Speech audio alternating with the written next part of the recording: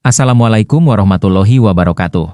Sahabat, tahukah kalian, ada sebuah kejujuran sederhana yang kelak mengubah dunia. Hari ini, mari kita simak nilai kejujuran yang luar biasa dalam kisah kejujuran yang mengubah dunia.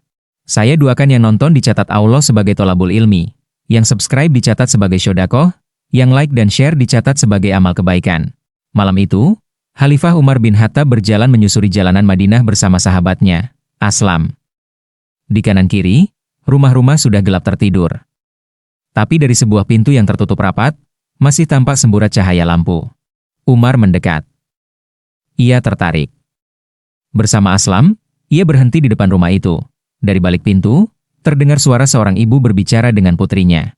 "Putriku, campurlah susu ini dengan air, agar kita mendapat keuntungan lebih."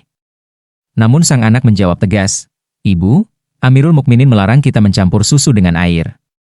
Ibunya membujuk, "Umar tidak akan tahu anakku. Siapa yang melihat kita malam-malam begini?" Tapi gadis itu menjawab dengan kalimat yang mengguncang hati, "Kalau Umar tidak melihat, maka Robnya Umar tetap melihat kita." Umar yang mendengar itu terdiam. Air matanya nyaris jatuh. Ia sadar, rakyat kecil pun bisa menjaga amanah lebih baik daripada orang-orang yang berkuasa.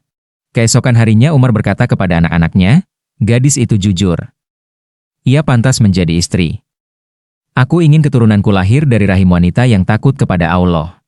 Dan benar. Dari garis keturunan gadis penjual susu itu, lahirlah seorang khalifah agung. Umar bin Abdul Aziz. Sahabat. Dari kisah ini, kita belajar dua hal. Seorang pemimpin sejati harus turun langsung, dekat dengan rakyatnya, dan mampu menangkap mutiara kejujuran di tengah kesederhanaan.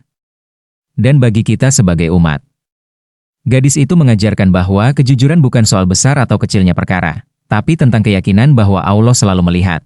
Semoga kita bisa meneladani Umar dalam kepemimpinan, dan meneladani gadis penjual susu dalam kejujuran. Ya Allah, jadikan kami pemimpin yang adil, umat yang jujur, dan hamba yang selalu takut kepadamu, dalam sepi maupun ramai. Amin. Wassalamualaikum warahmatullahi wabarakatuh.